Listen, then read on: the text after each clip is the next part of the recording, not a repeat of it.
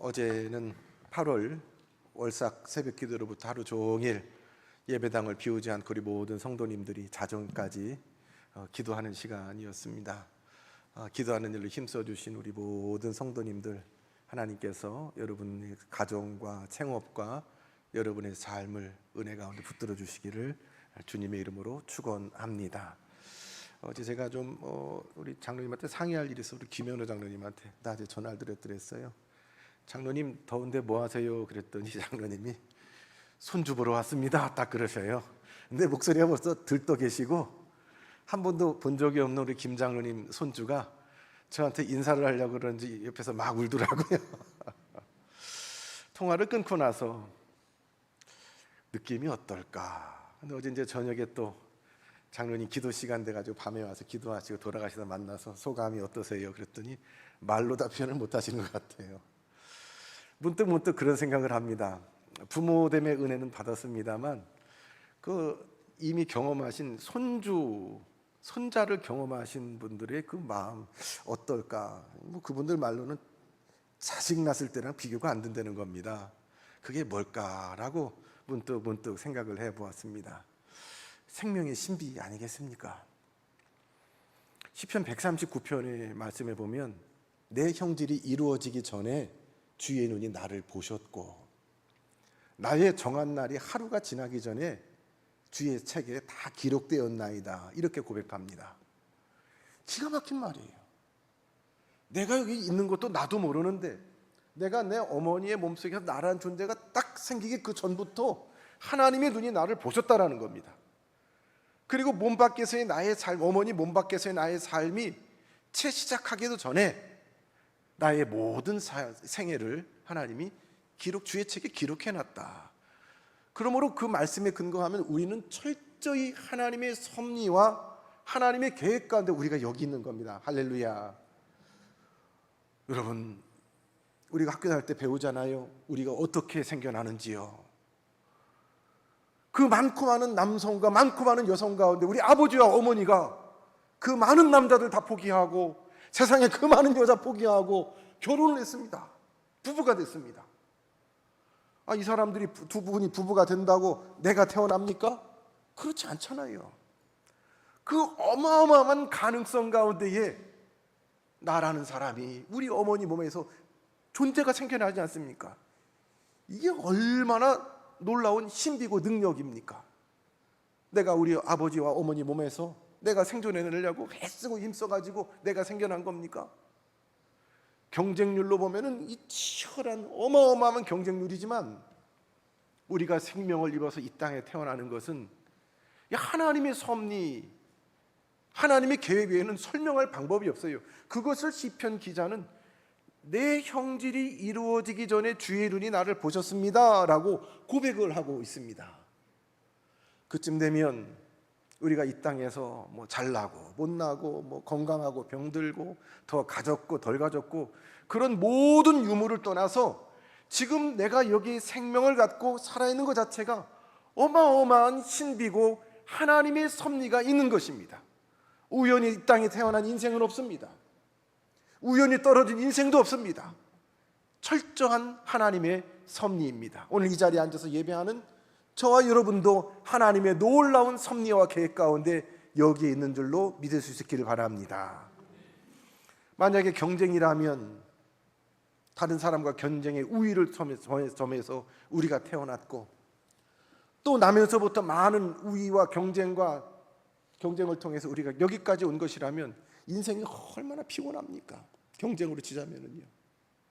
경쟁으로 치자면 그래요. 나중에 저나 여러분이 돌아가실 때에 장례를 하다 보면은 상조의 직원이 그러더라고요. 목사님, 이제 발인 예배를 제때 빨리 끝내주셔야 빨리 가서 접수를 하고 화장을 빨리 할 수 있습니다. 다른 그 장례차보다 우리 차가 먼저 도착해야지 빨리 순조롭게 화장도 하고 그 다음 장례 열차 있으니까 목사님 시간에 맞춰 예배를 잘 맞춰주세요. 결혼식장에서도 목사님 우리가 정한 시간이 이만큼인데 절대로 목사님 설교 5분이 넘어가면 안 됩니다. 이 안에 설교를 끝내주셔야 됩니다. 나는 것부터 죽는 것까지 경쟁이라고 그러면 우리 인생이 이게 도대체 뭡니까? 그러나 우리는 실제로 많은 경쟁을 전쟁처럼 치르면서 살고 있지 않습니까?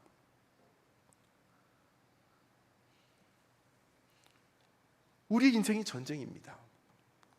경쟁이고 전쟁입니다.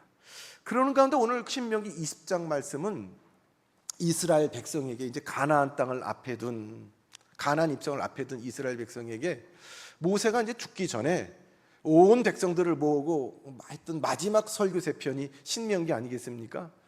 하나님께서 이제 이스라엘 백성에게 앞으로 가나안 땅을 들어갈 다음 세대들에게 여러 가지 부탁을 하시는데, 오늘 본문 20장 앞에 19장에 보면 가나안 땅에 들어가서 거기서 하나님의 나라, 하나님의 백성이 이루고 건설해야 될 몇 가지 원칙을 이야기해 주고 있는데, 무고한 생명 함부로 죽이면 안 된다. 함부로 생명 함부로 보면 안 된다.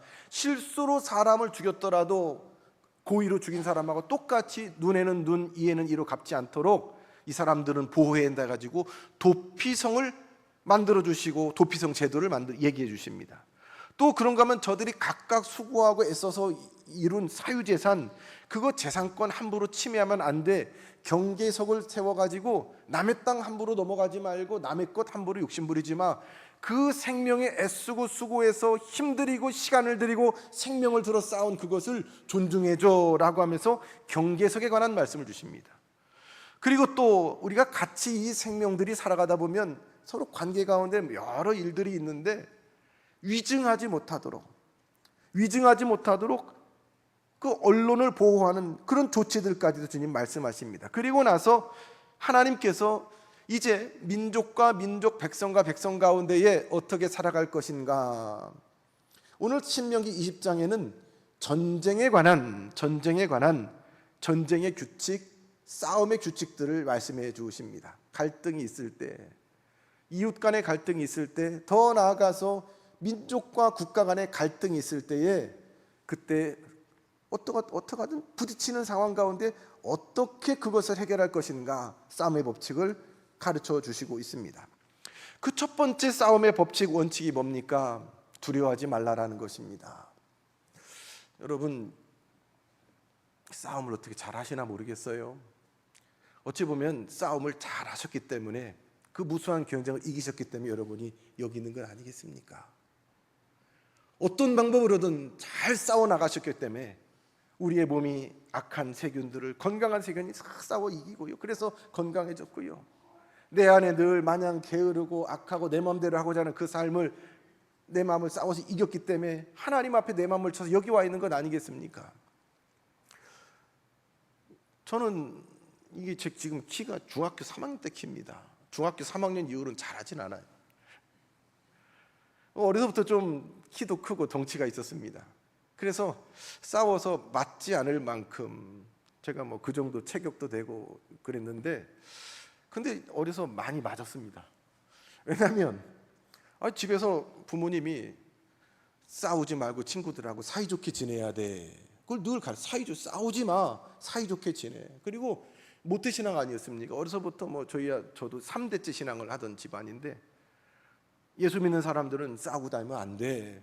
착하게 살아야 돼. 심지어는 이해할 수 없는 말도 하시대요. 지는 게 이기는 거다.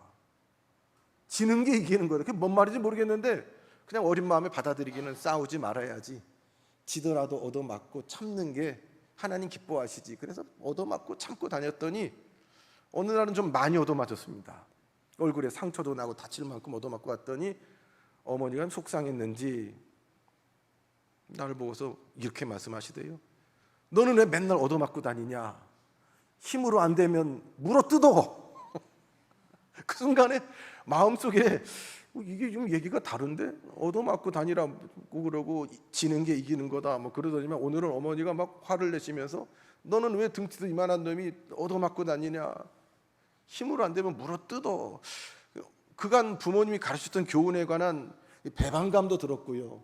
내가 누구 때문에 참았는데, 누구 때문에 얻어맞았는데, 너 잘 참았다, 잘 맞았다 칭찬하는 것이 아니라 왜 얻어맞고 다니냐고 질책하셔가지고 마음에 굳게 결심했습니다. 알았어. 이제 내가 나의 능력을 보여줄 거야. 다음에 저보다 키도 크고 나이도 많은 상급생, 저보다 몇 살 많은 형하고 시비가 붙었는데 끝까지 물고 안 났습니다. 살점이 떨어질 정도로 끝까지 물고 안 났습니다. 나도 하면 한다라는 것을 보여주고 싶었습니다. 아니나 다를까 그날 저녁에 그 형하고 그 형 엄마가 우리 집에 찾아와서 집안이 발칵도 뒤집혔습니다. 애를 이 지경을 만들면 어떠냐고. 그랬더니 또 부모님이 그러세요. 야, 문다고 진짜 무냐? 물으라고 진짜 무냐? 그 뒤로도 어디 가서 그 다음에는 얻어맞지 않고 다녔는데 뭐 싸움이 날 만한 상황이면은 제가 먼저 두들겨 패고 그 다음부터는 도망갔습니다. 달리기가 빨라가지고 한 번도 잡혀본 적이 없습니다. 근데 거기까지는 좋았는데 몇 날 며칠이고 저를 잡으려고 골목에서 동네 형들이, 주로 형들을 많이 뵀습니다. 동네 형들이 무리를 지어서 기다리고 쫓아다니고 그런 통에 때리고서 며칠 동안은 지옥 같은 날을 보냈습니다. 6학년 때 중학생 형을 팼는데 그 다음에 중학교를 갔더니 그 형이 있는 그 중학교에 배정을 받았어요. 어느 날 교실에 있는데 그 형이 우리 교실에 딱 들어와서 앞에 딱 섰는데 육상부를 뽑으러 왔대요. 저는 그 형이 나 알아볼까 봐 고개를 푹 숙이고 고개를 안 들고 있는데 뚜벅뚜벅 저를 찾아오더니만, 내 앞에 오더니만, 야, 너 나 알지? 너 그때 보니까 잘 뛰더라. 육상부 안 할래? 그때 그 선배를 때려 눕히고서 내가 이긴 줄 알았는데 그 다음에 영 불편해서 후회가 됐습니다. 그때 그냥 몇 대 얻어맞고 말걸. 어떤 전쟁은 이긴 줄 알았는데 뒤돌아서서 진 것과 같은 전쟁이 있더라고요. 어떤 전쟁은 내가 진 것 같은데 반대로 졌더니 속편한 전쟁이 있더라. 전투가 있더라. 싸움이 있더라고요.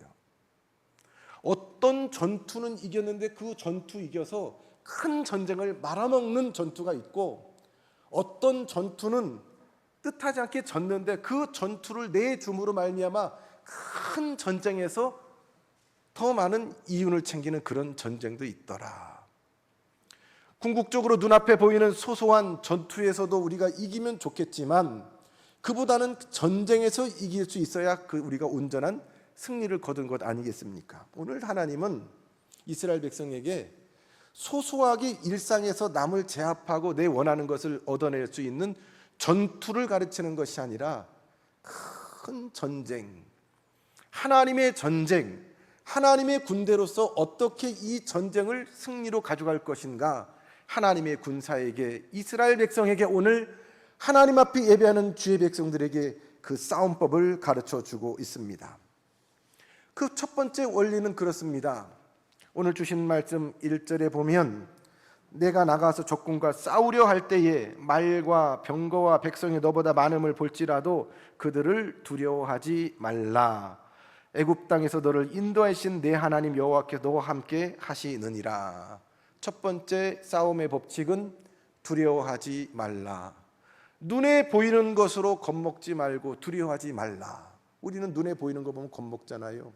나보다 키 크고 힘세고, 나보다, 우리보다 군대 인원이 많고 무기가 최신 무기고, 아무리 봐도 저기는 특수부대도 많고 우리는 그렇지 않을 때 이미 어떤 사람은 우리 졌어, 끝났어 라고 낙심합니다. 이것이 우리의 싸움을 대하는 태도일진데, 하나님은 이스라엘 백성들에게 눈에 보이는 게 다가 아니다, 그걸로 겁먹지 말고 두려워하지 말아라 라고 이야기합니다. 대신에 이것을 잊지 말아라. 애굽 땅에서 너를 인도하신 네 하나님 여호와께서 너와 함께 하시느니라. 무기는 없고 많은 군대는 없어도 하나님이 함께 하신 것을 잊지 않는다면 너희는 이길 수 있다라고 말씀하십니다. 그러면서 전쟁터 나가면 제사장들은 백성들에게 이렇게 선포하라고 이야기합니다. 그것이 또 3절 말씀입니다. 우리 3절 한번 같이 한번 읽을까요? 3절입니다. 말하여 이르기를 이스라엘아 들으라. 너희가 오늘 너희의 대적과 싸우려고 나왔으니 마음에 겁내지 말며 두려워하지 말며 떨지 말며 그들로 말미암아 놀라지 말라. 4절입니다. 너희 하나님 여호와는 너희와 함께 행하시며 너희를 위하여 너희 적군과 싸우시고 구원하실 것이라 할 것이며. 아멘. 겁내지 말아야 될 이유가 있습니다. 그것은 첫 번째로 애굽에서부터 나온 이후에 함께 오신 임마누엘 하나님 여호와께서 함께 하신 것을 확신하기 때문에 두렵지 않습니다. 지나간 시간을 돌이키는 겁니다. 애굽에서 자기들 힘으로 나왔습니까? 싸워서요? 아니잖아요. 하나님께서 그 크신 팔로 크신 능력으로 강력한 제국 애굽에서부터 바로를 짓누르고 10가지 재앙을 통하여 하나님이 그 백성을 건져냈잖아요. 그 하나님이 지금도 살아서 우리와 함께 계신 것을 확신함으로 그들은 두려워할 이유가 없었습니다. 두 번째로 애굽에서 나온 이후에 40년 동안 광야 생활을 보냈습니다. 근데 40년 동안 들판에서 내일을 알 수 없는 그 하루하루인데 굶어 죽은 사람이 없습니다. 그리고 신발과 옷이 낡고 헤어지지 않았습니다. 그 많은 어려움들이 있었지만 그 모든 하루하루 순간을 하나님이 40년을 지켜주셨어요. 그것을 과거의 그 시간을 돌이켜볼 때에 지금 앞으로 살아갈 시간도 두려워할 이유가 없습니다. 세 번째, 조상적부터 하나님께서 아브라함부터 주셨던 그 약속을 신실하게 우리 조상의 대를 이어서 이어주셨습니다. 그러므로 그 변치 않는 약속을 말미암아 우리가 믿을 때에 그 약속을 변개치 않으시고 지키시는 하나님 앞에 그들은 두려워할 이유가 없습니다. 우리가 지금 여기 있는 것이 참 기적이지요. 기적이지요. 연세가 많이 드신 분들은 실제 태어나신 그 해와 주민등록이 많이 다른 분들이 좀 있으세요. 그래서 55년에 태어났는데 호적으로는 주민등록은 56년생 이렇게 기록된 분도 있고 더 늦은 분도 있고 그래요. 저도 실제 나이보다 한 살 늦게 호적 신고가 됐는데 어른들이 그러시더라고요. 옛날에는 태어나서 아기들이 이렇게 많이 사망률이 높았대요. 유아 사망률이. 그래서 얘가 병 안 걸리고 잘 얘가 살 것인가 살아날 것인가 중간에 시들시들하다 죽을 것인가 좀 지켜보다가 100일도 지나고 좀 돌 좀 지나 애가 좀 살 것 같다 싶으면 호적에 등록을 하고, 그렇지 않은다면은 그냥 호적에도 안 올리고서 그냥 어떻게 장례를 치렀다는 얘기지요. 우리 지나간 지금까지 시간은 여러분의 각각의 세월만큼이나 많은 우리 생의 위기가 있었습니다. 여러분이 알건 모르건 간에 여러분의 생명의 위험도 많이 있었습니다. 제가 기억하기는 저만 해도 60년이 채 안 되는 생애 가운데에 3번의 제가 아는 큰 제 생명의 위협의 시간들이 있었는데 하나님이 그 3번의 시간을 저에게 3번의 위기 가운데 저를 구해 주셨습니다. 그래서 문득 제 삶이 참 힘겨워지고 마음이 척박해질 때에 그때 하나님이 나를 구해 주셨던, 생명을 지켜줬던 그 순간을 생각하면 덤으로 사는 인생인데, 그때 내가 내 인생이 끝날 뻔했는데 덤으로 사는 인생인데 그래도 하나님 은혜다. 그 스스로 위로를 하면서 또 힘을 얻어 살아갑니다. 근데 최근에는 문득 그 생각이 들더라고요. 내가 아는 것만 3번이, 내가 아는 것만 기억하는 것만 3번이고, 내가 내 생명이 내 삶에 어떤 위기가 생겼는데 내가 죽을 수도 있고 어떻게 될 수도 있는데 나도 모르게 하나님이 막아주신 은혜가 있을 줄로 믿습니다. 얼마나 많은 시간들이 있었을까. 내 생명이, 내 집이 풍지박산나고 우리 아이가 위험할 수 있는 그 많은 시간 가운데에 내가 알지 못하는 하나님의 보호하시는 손길 얼마나 많이 있어요. 우리는 그저 아는 것만 가지고 감사해요. 우리 작은 아이는 우리 부천에 와가지고 저 앞에 부목사 할 때 그게 온 지 얼마 안 됐는데 초등학교 1학년, 그때는 아이가 조금 했는데 학교 갔다 오는데 어떤 건장한 아저씨들이 우리 꼬맹이를 둘러엎고 그냥 막 차에 막 태우려고 그러더래요. 근데 같이 옆에 있던 저랑 같이 부목사하던 그 집 여자아이 동갑내기가 있었는데 막 여자애가 소리를 지르고 그러니까 사람들이 몰려드니까 그만 아이를 길에 내던지고 그냥 가버리더래요. 끔찍하고 지금 생각도 아찔해요. 우리가 아는 것만 그래요. 사람의 위험, 질병의 위험, 사고의 위험, 여러 가지 외부에 주어지는 여러 가지 많은 위험 가운데에 우리는 얼마나 많이 노출되었습니까? 그 가운데 우리가 여기 있는 것은 하나님의 은혜 말고는 해석할 방법이 없습니다. 내 부모가 그런 하나님의 은혜 가운데 많은 시간들을 그렇게 살았습니다. 내 부모의 부모, 조부모가 그 시간들을 살았습니다. 그분들이 하나님의 은혜 가운데 생명을 이어받고 오늘 우리가 그 생명을 이어받고 여기 있다는 것은 어떻게 우리가 설명합니까? 하나님의 섭리요. 그러니 우리가 자녀를 낳고 자녀가 또 자녀를 낳아서 손자를 볼 때에 이게 참 신비롭습니다. 이스라엘 백성 가운데 하나님 앞에서 하나님 저들이 주신 말씀은 너희들은 그런 존재다 라고 말씀하십니다. 그러면서도 너희들이 이 땅에서 많은 싸움을 싸워야 될 때 어떻게 싸울 것인가 하는데 첫 번째는 하나님, 그 하나님을 잊지 말아라. 하나님 앞에 너희 존재됨을 다시 한번 회복해라. 두 번째, 걸러내라. 오늘가 5절 말씀까지만 읽었습니다만 5절로부터 아래 말씀을 쭉 보면 네 부류의 군인들, 전쟁 나온 사람들을 돌려보내라 라고 말씀하세요. 네 부류의 사람들은 어떤 사람들입니까? 5절에 나타난 대로 새로 집을 건축했는데 그 집에 낙성식을 하지 못한 사람, 수고해서 집을 기껏 지어놨는데 그 집이 다 들어서 살아보지도 못하고 전쟁터 나온 사람입니다. 두 번째로는 포도원을 만들고서 열심히 농사져서 이제 막 열매가 주렁주렁 맺힐 때인데 전쟁터에 나온 사람들입니다. 세 번째로는 사랑하는 여인과 더불어 약혼을 했습니다. 그리고 이제 가정을 이루고서 결혼식도 해야 되는데 그만 중간에 전쟁터에 불려 나온 사람입니다. 그리고 마지막 네 번째로는 이 전쟁 앞에서 하나님 앞에 두려움을 떨치지 못하고 벌벌벌 떨면서 어쩔 줄 몰라 하는 사람들입니다. 이런 사람들은 돌려보내라. 이 전쟁은 한 사람이 더 많아야 합니다. 그렇지요? 더 많아야지 어떻게 좀 될 것 같은데 하나님은 이런 사람들 돌려보내라. 없는 게 낫다라고 말씀하십니다. 우리는 우리의 계획과 우리의 삶의 이치로는 한 사람이 더 많고 넉넉해야 낫지 않겠습니까? 제 얘기를 자꾸 해서 죄송합니다. 친구하고 놀다 보니까 날이 좀 어둑어둑해졌고 좀 유흥가 뒤쪽이다 보니까 으슥해가지고 살짝 무서운 생각이 들었더랬습니다. 그래서 친구 보고 야, 좀 으슥한데 그래서 우리 깡패 만나면 어떡하지? 그랬더니 제 친구가 저한테 그렇게 얘기를 하더라고요. 야, 그래도 내가 있잖아. 그래요. 그래서 야, 이놈 봐라. 그렇게 싸움도 잘하는 것 같았는데 내가 있잖아 그래요. 그래서 그래 했는데 그 다음에 그 친구가 그래요. 너랑 나랑 둘이니까 깡패 만나도 너 맞을 때 나는 좀 쉬고 나 맞을 때 너 좀 쉬니까 혼자 다 맞는 것보다 낫지 않아? 깡패한테 혼자 맞는 것보다 둘이 나눠 맞으면 좀 낫지 않아? 그 얘기예요. 그래가지고 한참 웃었던 기억이 있는데 많으면 좋지요. 이길 것 같고 힘이 될 것 같습니다. 그러나 하나님이 말씀하세요. 많은 것보다 더 중요한 게 있다. 차라리 없는 게 나은 사람도 있다. 이런 사람들은 빼라. 이 전쟁의 의미를 깨닫지 못하고 눈에 보이는 것으로 매여서 전쟁에 몰입할 수 없는, 하나님의 전쟁에 기꺼이 참전할 수 없는, 겁먹어서 허약해서 두려워 떠는 사람들 없는 게 나아. 다른 사람까지 오염돼 전염돼 안 돼.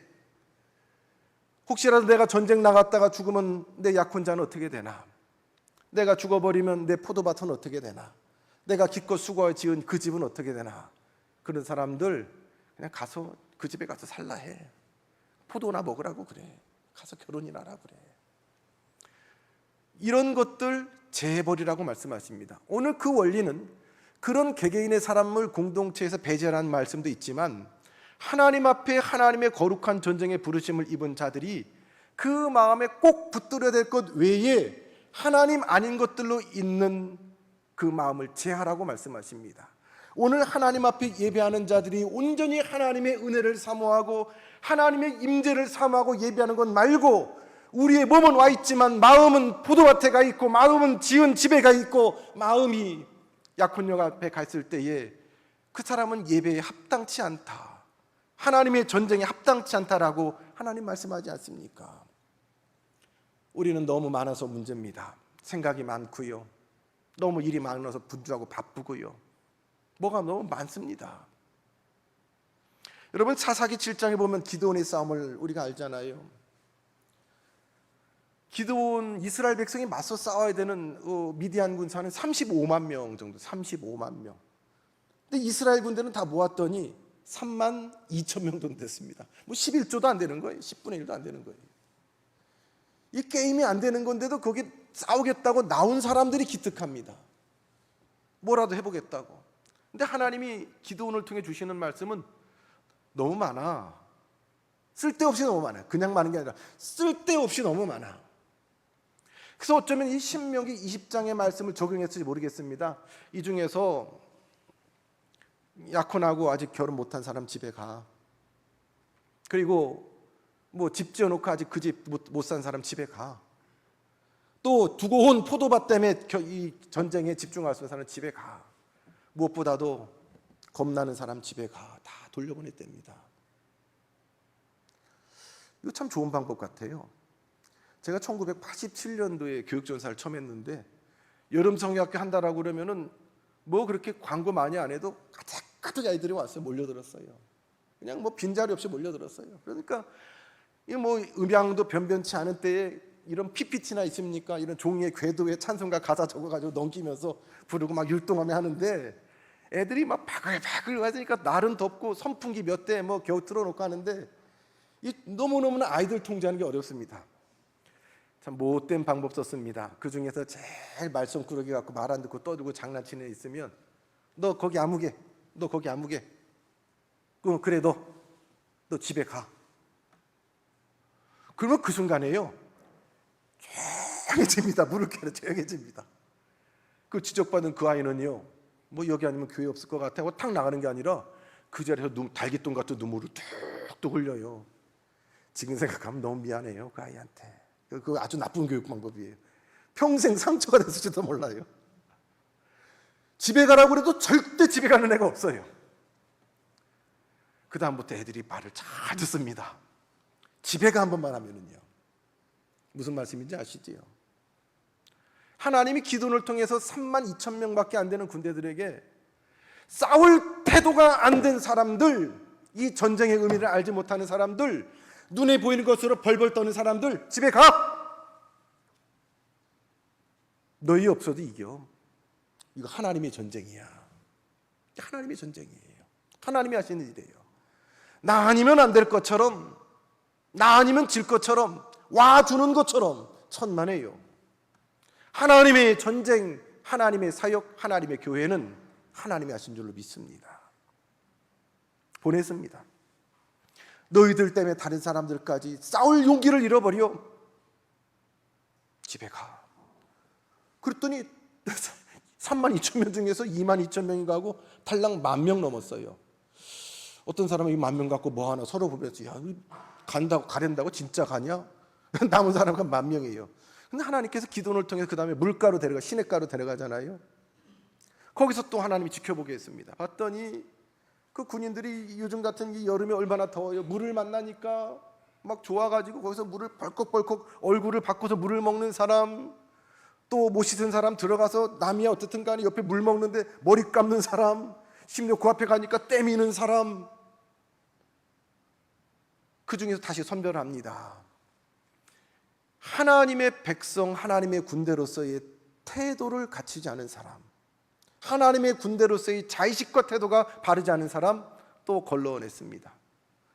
9,700명 걸러냈더니 300명 남았습니다. 300명 갖고 어느 코에 붙입니까? 그런데 하나님의 전쟁은 그 300명 가지고 하시는 거지요. 오늘 우리 이제 좀 이따가 광고 시간에 우리 전도사님 새로 소개했는데 1년 6개월 만에 우리 교회학교 아동부 전도사님 새로 모십니다. 모시는 게 너무너무 어려워요. 신학생도 줄고 전도사 하겠다는 신학생도 없고 또 뭐 우리 교회처럼 그렇게 크지 않은 교회는 잘 오시지도 않고 지원도 안 해요. 아예요. 못 구해요. 그래서 지금 우리 한국 교회는 전체적으로 교회도 교세도 막 줄어들고 그래서 이걸 뭐 어떻게 우리가 해야 되는가 뭐 걱정을 하고 방법을 찾고 기도도 하지만 한편으로는 하나님께서 덜어내지는 않는가. 덜어내지. 우리가 세계 최고의 큰 교회를 한국이 갖고 있고 두 번째 큰 교회를 갖고 있고 몇만 명이 모이고 뭐 한국 교회가 영향력 있어가지고 정치권에도 가서 뭐 영향력을 행사하고 뭐 그랬는데 하나님이 니네 한국 교회 너무 많아.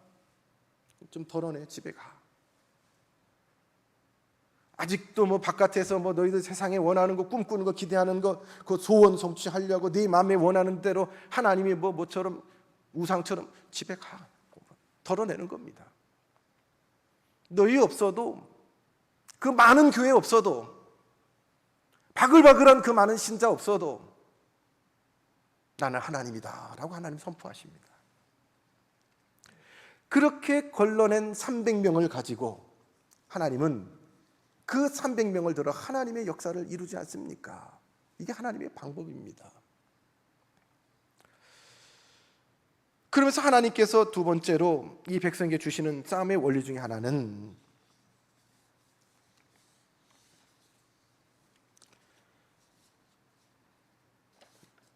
적들을 싸울 때에 이 전쟁의 의미를 알고 무차별적으로 상대방을 진멸하지 말아라. 그래서 첫 번째로는 16절로부터 18절을 보면 내 하나님 여호와께서 내게 기업으로 주시는 이 민족들의 성읍에서 호흡 있는 자를 하나도 살리지 말지니 곧 헷 족속, 아모리 족속, 가나안, 브리스, 히위, 여부스 이런 족속을 진멸하되 내 하나님 여호와께서 내게 명령하신 대로 하라. 이런 구절 때문에 좀 우리는 좀 오해합니다. 야, 하나님 잔인하시다. 진멸하라는 표현을, 하나도 살려두지 마라, 진멸하라는 표현을 씁니다. 하나님의 백성 외에 다른 이방인들에 관해서는 무자비하게 대처하라는 말씀인가? 그런데 그 뒤에 말씀을 보면 이는 그들이 그 신들에게 행하는 모든 가증한 일을 너희에게 가르쳐 본받게 하여 너희가 너희 하나님 여호와께 범죄하게 할까 함이니라. 하나님은 가나안 땅에 하나님 나라, 하나님의 백성, 하나님의 말씀으로 운영되는 하나님의 국가를 운영하기 원했습니다. 그런데 그 땅을 비운 400년 동안 그 땅에 거해 살던 사람들이 자신들의 방법으로 우상을 섬기고 하나님 아닌 것들로 그 땅을 더럽히며 가증하게 됐을 때에 하나님은 그것과 타협하지 말고 그것에 관하여 진멸하라라고 말씀하십니다. 쫓아내라는 것입니다. 그 땅에 자기의 마음으로 긍휼히 여겨서 누구를 살려두고 뭘 놔뒀다 인위적인 해석을 했을 때에 하나님의 말씀과 하나님의 계획이 오염됩니다. 그것은 오늘 우리 교회들에게도 마찬가지입니다. 목사님, 세상 요즘에 다 이래요. 우리 밖에 나가면 다 이렇습니다. 교회도 세상에 좀 맞춰야 되지 않겠습니까? 전혀 근거 없는 말은 아닙니다. 전혀 다른 틀린 말은 아닙니다. 그러나 그 세상의 모든 질서와 운영에 하나님이 기뻐하시는 하나님의 원리와 부합되는지 우리는 검증해 봐야 합니다.